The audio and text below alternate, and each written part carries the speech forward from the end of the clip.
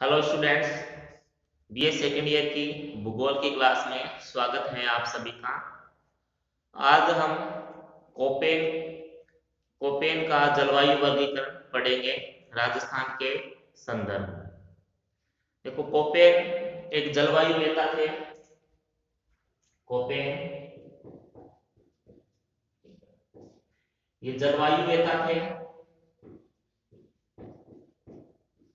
वनस्पति विज्ञानी भी थे। पूरा नाम था इनका व्लादिमीर कोपेन। कोपेन जो थे ये जर्मनी के निवासी थे। इन्होंने अपना जो सिद्धांत है, कोपे ने अपना जो सिद्धांत है ये 1900 में दिया था। 1900 में अपना इन्होंने सिद्धांत दिया था और इसमें संशोधन भी किया था। देखो, संशोधन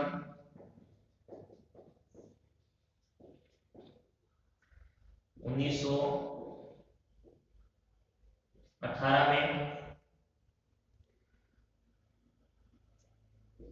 1931 और 1936 में जो कोपेन थे इनके विश्व जलवायु वर्गीकरण में संशोधन किया गया था। 1918, 1931 और 1936 में। देखो, इन्होंने अपना जो सिद्धांत है, एक फ्रांसीसी वनस्पति विज्ञानी थे, केडोल नाम था उनका। उन्होंने विश्व को 5 वनस्पति कटिबंध में बांटा था। उनके आधार पर इन्होंने अपना विश्व जलवायु वर्गीकरण प्रस्तुत किया था। फ्रांसीसी विद्वान थे, फ्रांसीसी वनस्पति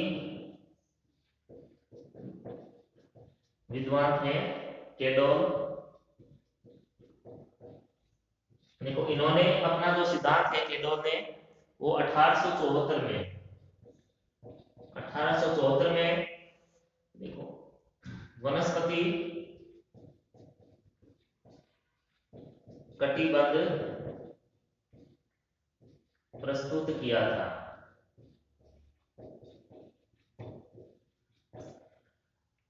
इन्हीं केडोल के जो वनस्पति कटिबंध था, इसी के आधार पर कोपे ने अपना जलवायु वर्गीकरण प्रस्तुत किया था। क्योंकि जो कोपे था उनका मानना था जैसे तापमान प्लस वर्षा बराबर वनस्पति। तापमान और वर्षा का वनस्पति पर बहुत अधिक प्रभाव पड़ता है। यानी वनस्पति से हम किसी भी क्षेत्र के जलवायु का पता हम लगा सकते हैं। तो इसलिए जो आधार था, जो कोपेन का जो जलवायु प्रदेशों का जो वर्गीकरण है, देखो कोपेन के जलवायु वर्गीकरण का आधार वनस्पति था। वनस्पति था कोपेन का जलवायु वर्गीकरण का आधार, इन्होंने वनस्पति माना था। अगर वर्षा अधिक होती है तो वहां किस तरह की जल ये वनस्पति होगी, अगर वर्षा कम है तो किस तरह की वहां वनस्पति होगी। ये सभी तापमान और वर्षा पे निर्भर करता है। यानी वनस्पति से हम किसी भी क्षेत्र की जलवायु का पता लगा सकते हैं। तो जो कोपेन थे, इन्होंने अपने सिद्धांत में अंग्रेजी वर्णमाला का प्रयोग किया है। कुछ कूट दिए हैं, तो यहाँ बोर्ड पे लिखे हैं जैसे राजस्थान है। अब राजस्थान को कोपेन के अकॉर्डिंग 4 जलवायु प्रदेशों में बांटा गया है। अब इस बारे में हम जान, जब इसका स्क्रीनशॉट ले लो आप।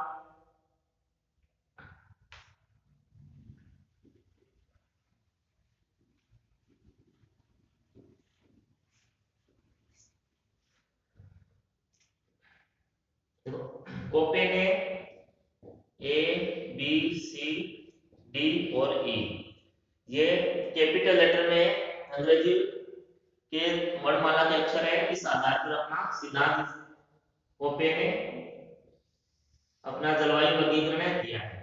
देखो ये पृथ्वी है, ये बीच में से भूमध्य रेखा है। देखो भूमध्य मध्य रेखा है, इसके पास का जो क्षेत्र है उसे ए के द्वारा दर्शाया जाता है। ठीक है, ए के द्वारा जो भूमध्य रेखा है यहाँ वर्ष भर वर्षा होती है और गर्मी बहुत अधिक होती है। उसके बाद देखो जो बी है, बी दिखाता है मरुस्थल को। जो बी है ये मरुस्थल को प्रदर्शित करता है। उसके बाद देखो सी, जो सी होता है ये शीतोष्ण कटिबंध।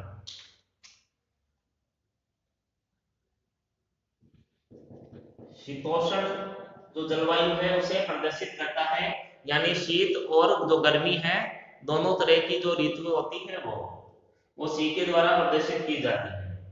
उसके बाद है देखो डी, डी का अर्थ होगा जहां पर देखो जहां पर 10 माह की शीत ऋतु हो, यानी वहां 10 माह तक जहां ठंड पड़ती हो उसको डी के द्वारा प्रदर्शित किया जाता है। और ये ई है, ई का मतलब जो ध्रुवीय क्षेत्र आ गया। देखो ये ई का मतलब जहां हमेशा बर्फ जमी रहती है, हमेशा बर्फ जमी रहती है। तो इस तरह से जो कोपे ने अपने वर्गीकरण प्रस्तुत किया है।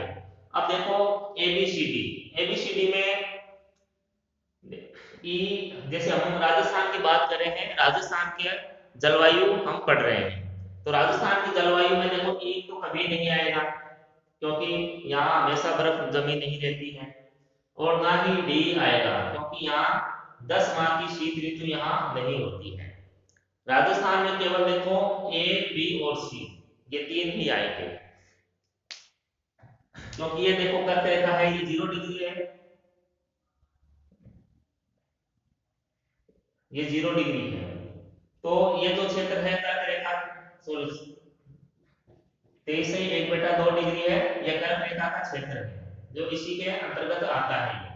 ठीक है, तो ए से दर्शाते हैं। अब जो कर्क रेखा है, अब जो कर्क रेखा है राजस्थान में कहां से निकल रही है ये, जैसे कर्क रेखा का आपको बताया है, कर्क रेखा, कर्क रेखा है राजस्थान में ये बांसवाड़ा, बांसवाड़ा से निकलती है और जो डूंगरपुर है उसे छूती हुई निकलती है।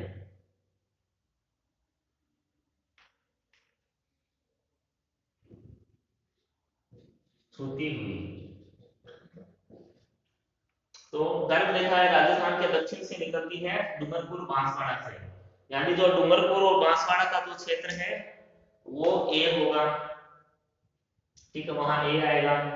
जैसे अब जो ए कहाँ आएगा, जहां देखो वर्षा अधिक होती है, वर्षा अधिक। ठीक है, तो ए आएगा ये,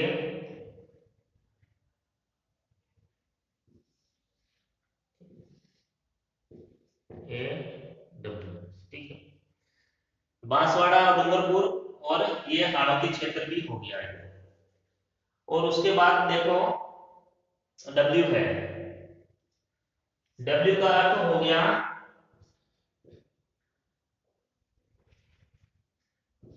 डब्ल्यू का अर्थ हुआ ग्रीष्म ऋतु में, ग्रीष्म ऋतु में वर्षा। ठीक है, शीत ऋतु शुष्क। जो डब्ल्यू आया है ए डब्ल्यू, तो डब्ल्यू का अर्थ हो गया ग्रीष्म ऋतु में वर्षा और शीत ऋतु शुष्क, क्योंकि भारत में जो वर्षा होती है वो ग्रीष्म ऋतु में ही होती है मानसून के द्वारा। तो उसके बाद है नेक्स्ट है BWHW जलवायु प्रदेश। देखो BWHW जलवायु प्रदेश, ये जो जलवायु प्रदेश है ये सबसे शुष्क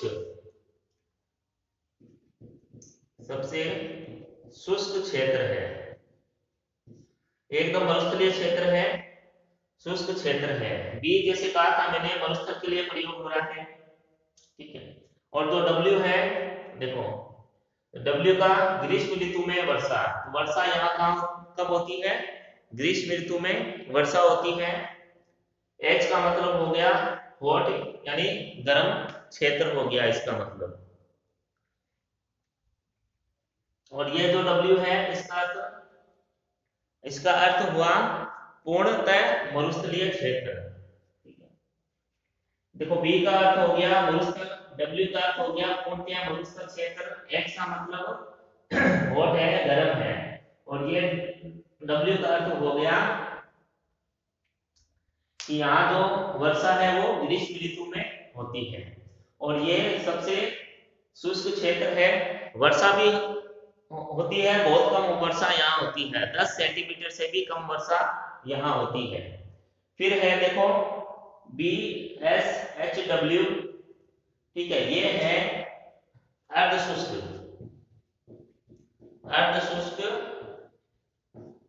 मरुस्थल, अर्धशुष्क मरुस्थल है।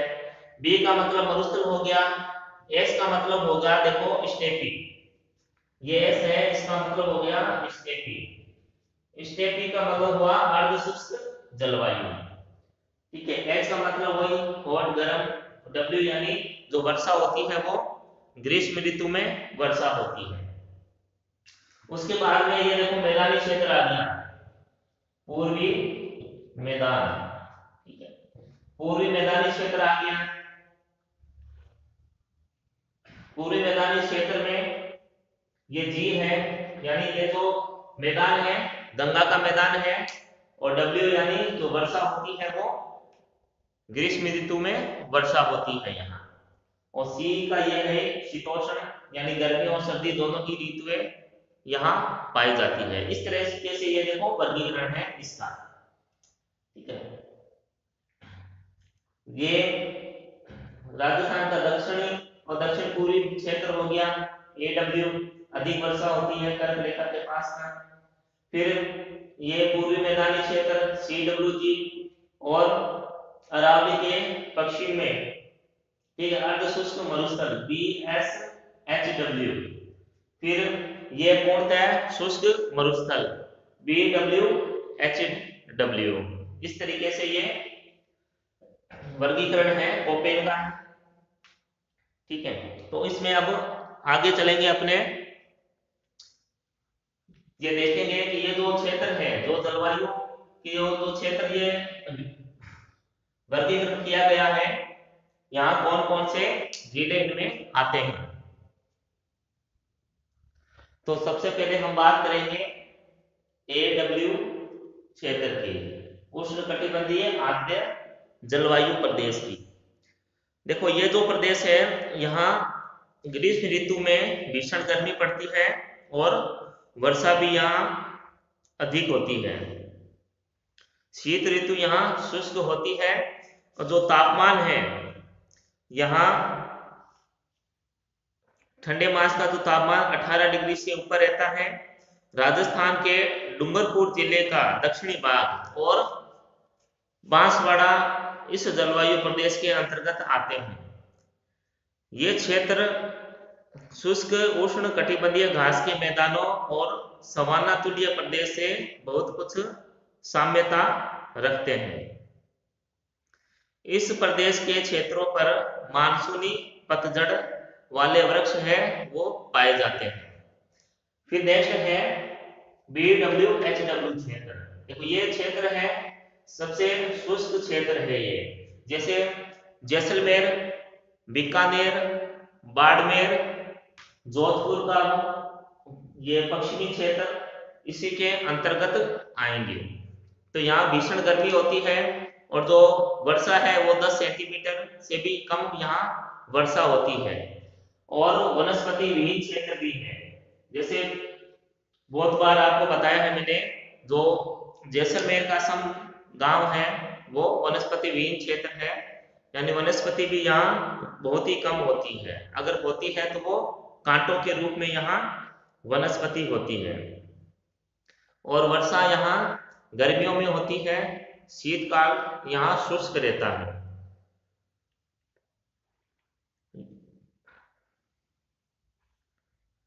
और ये देखो मरुस्थलीय प्रदेश है, ये पूर्णतः मरुस्थलीय प्रदेश है। जैसलमेर, पश्चिमी बीकानेर, हनुमानगढ़ और गंगानगर और पश्चिमी जोधपुर इसी क्षेत्र के अंतर्गत आते हैं। उसके बाद नेक्स्ट है BSHW। ये देखो BSHW, इस क्षेत्र में देखो ये हनुमानगढ़ का क्षेत्र भी आएगा, झुंझुनू भी आएगा, सीकर आएगा, नागौर, ये कुछ जिले हैं वो इसी के अंतर्गत आएंगे। ये जो क्षेत्र है ये अर्ध शुष्क मरुस्थलीय क्षेत्र है। 10 से 50 सेंटीमीटर के मध्य यहाँ वर्षा होती है। और अरावली का पश्चिमी क्षेत्र है, अरावली ये जस्ट पश्चिमी क्षेत्र, अर्ध शुष्क मरुस्थलीय क्षेत्र। स्टेपीय प्रकार की वनस्पति यहाँ मिलती है, यानी अर्ध शुष्क वनस्पति यहाँ मिलती है। और यहाँ भी जो वर्षा है वो ग्रीष्म काल में ही होती है, जो शीतकाल है वो शुष्क रहता है। हालांकि मावट होती है, कुछ वर्षा होती है, लेकिन मुख्यतः जो वर्षा है वो ग्रीष्म काल में ही होती है। यहाँ कांटेदार झाड़ियां और घास यहाँ मिलती है। इसके देखो बाड़मेर, जालौर, सिरोही, पाली, जोधपुर, नागौर, चूरू, सीकर, झुंझुनू ये जो जिले हैं इसी के अंतर्गत आते हैं। उसके बाद है देखो अंतिम ये CWG जलवायु प्रदेश। यह पूर्वी मैदान हो गया राजस्थान का। CWG जो कि गंगा का मैदान है, यहाँ नदियां भी प्रवाहित होती है, उपजाऊ मैदान है। तो इसमें देखो यहाँ शीत ऋतु में मौसमी पवनों से वर्षा नहीं होती, यह ग्रीष्म के कुछ महीनों तक सीमित है। साधारण वर्षा ऋतु में वर्षा होती है। अरावली के दक्षिणी पूर्वी भाग इस जलवायु प्रदेश में आते हैं। ठीक है, अरावली का जो दक्षिणी पूर्वी जो भाग है इसके अंतर्गत आते हैं, CWG के अंतर्गत। तो ये देखो कोपेन का जलवायु वर्गीकरण था। तो ये समझ में आया होगा आपके। तो आज के लिए इतना ही, तब तक घर पे रहें, स्वस्थ रहें, धन्यवाद।